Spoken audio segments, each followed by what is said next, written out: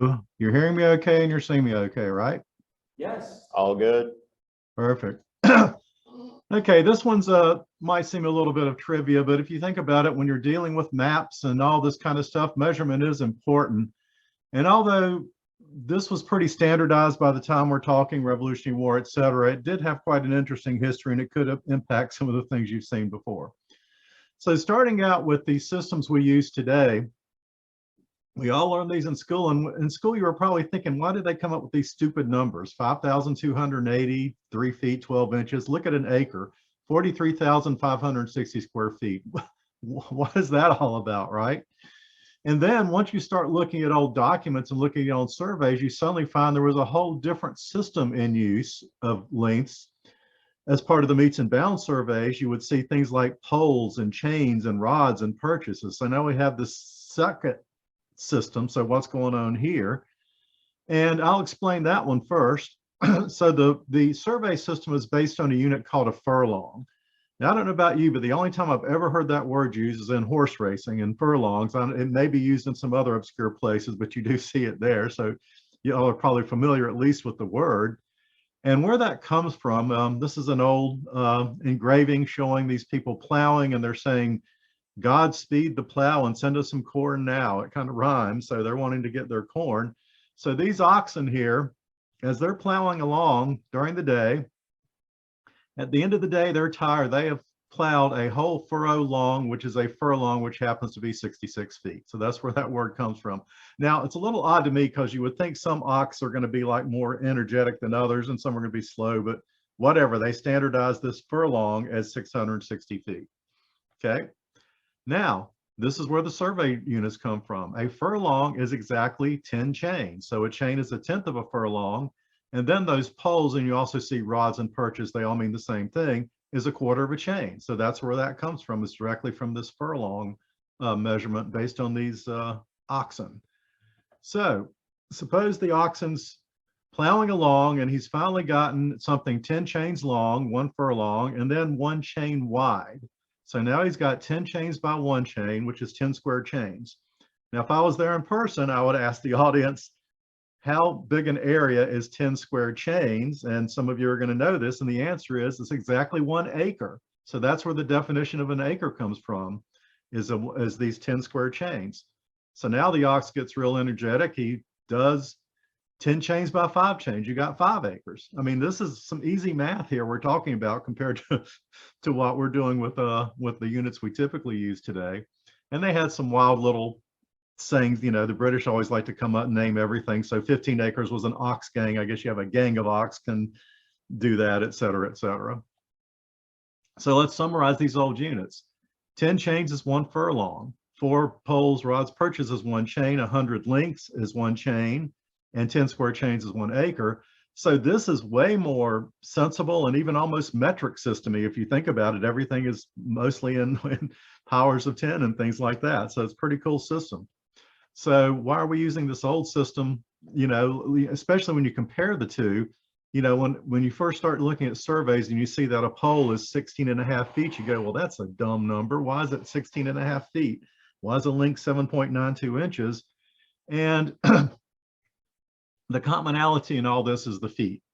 So where does that term come from? And you probably know that feet comes from feet. So basically, the easiest way of measuring something is to simply step it off. They've been doing this since people have been counting. They figured out how to do this. But the feet we're particularly interested in is this guy, who's a Roman soldier, okay? So the Romans had a definition called a pace, a passus, which was 5 feet. It's kind of like step, step. So when they were marching, they would march these paces. And when they did 1,000 paces, it was called a mille, which is 1,000 passus, which is where we get the mile, 5,000 feet. So it's pretty straightforward, except where does that 280 come from? And it actually comes from our friend, the oxen. So 1 mile is 5,000 feet. That doesn't divide evenly into these furlongs. So a mile, if a 5,000 foot mile was 7 and 1933 furlongs. And at some point, some king of England, and I apologize to Hugh, I don't keep track of those English kings. They're too darn many, and it just kind of bores me. But one of those guys back then decided they didn't like that. And they got Parliament to pass this decree, the 1593 Act of Parliament. And you can tell it's in this script, you're supposed to read it with an English accent, but I'm not going to attempt to do that. A mile shall contain 8 furlongs, and every pole shall contain 16 foot and a half. Okay. So basically, they've decreed that a mile has to be 8 furlongs. So something's going to have to happen here. Something's going to change. You're either going to have to change the definition of a furlong to make it shorter. That means the oxen don't have to walk as far, and they're very happy about that. Stop that. And the other option is the Roman soldier is going to have to march further, which he's not too thrilled about. And of course, we know the answer is they decided the Roman soldier gets to march further.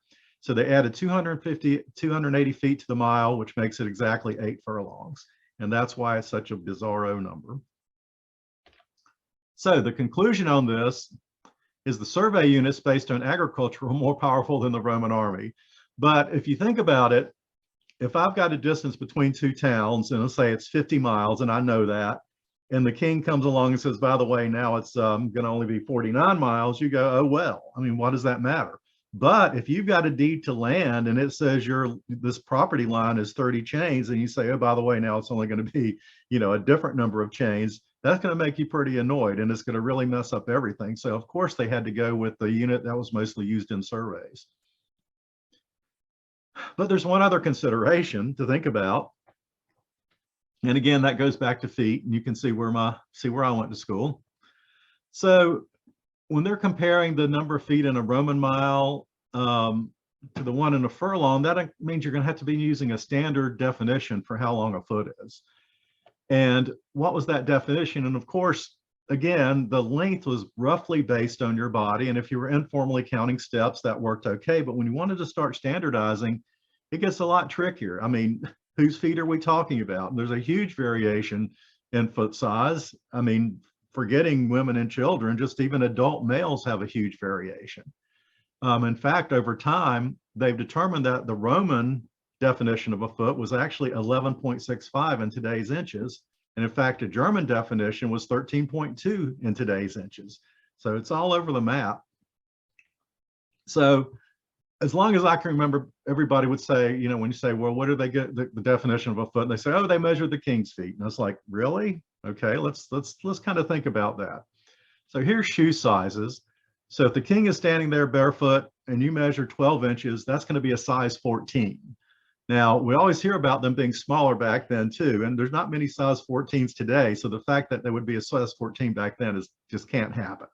So then when you read further, it says, oh, well, they measured them with shoes. So, okay, I went and kind of measured some of my own shoes. And if you look at a sandal, which is probably closer to what they might have been wearing, it knocks an inch off. So that gets a little bit better. So now if you're measuring a 12-inch sandal, that's going to be like a size 11.5. And so then I measured a big old boot, and it knocks it down to size 8.5. So that's probably, if they were measuring the shoes, that's what they were doing. But then the question is, were they really doing that? I need to do a lot more reading on this. People have written tons of books on this. I'm not sure if they actually did really do that kind of measurement. Because again, you've got a lot of size variation, and then how you deal with this guy. And of course, I did look this king up, Hugh. This is Edward VI, who was a king at age 10. So if they used his little feet to try to figure out how long a foot was, then the distances would be all way out of whack.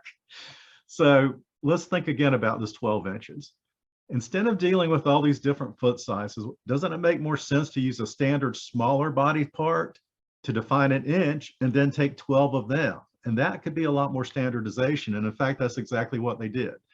The width of an adult male thumb is about an inch. In fact, I measured mine, and sure enough, it's about an inch. So if you take a couple of people's thumbs and get an average, you're going to get a pretty standard length. So in other words, 12 average thumb widths is 1 foot. And that's what they did for a while. Now, excuse me. In the 1300s, they decided we're not going to mess with people's thumbs anymore. It's just kind of a hassle. Can we come up with some standard unit that's pretty much always going to work and that's readily available? And they came up with the barley corn. If you take a barley corn and lay it end to end, it's going to equal 1 inch. And barley corns are apparently pretty standard size. So basically, so that means a foot is 3 times 12 or 36 barley corns. And they use that, going forward until they started getting more standardization and rulers and of course metric system and things like that. So the conclusion on this part is the foot was actually, once it's standardized, was based on 12 inches instead of an inch being a 1/12 of a foot. So in other words, you define the inch first, then the foot. Now there's still some things I need to read on. So if this Roman thing was like 11 point something something, at some point it had to change to 12, and I don't know that whole history, and maybe I can come up with a whole full talk on this, but this is enough just to get your interest up. And I'm going to end with something that's not related to measurement, to surveys and all this stuff we're interested in, but I think it's fairly interesting, and that is shoe sizes. So when you saw this chart, if you've ever thought about shoe sizes, they're really kind of stupid. They make no sense. They don't seem to match anything. So where do they come up with these numbers? And if you pay attention here, you notice when I go up one shoe size, I'm going up 1/3 of an inch each time. Okay, so and this is men and women sizes, each full shoe size increases 1/3 of an inch. And what is 1/3 of an inch? A barley corn. So your shoe sizes are based on barley corns. Every time you go up one shoe size, you've gone up one barley corn. So next time you're at the shoe store and you're wearing trying a size 9 and it's too tight, just go to the shoe salesman and say, hey, can you go up one barley corn, and see what they say. And that is the end of my presentation.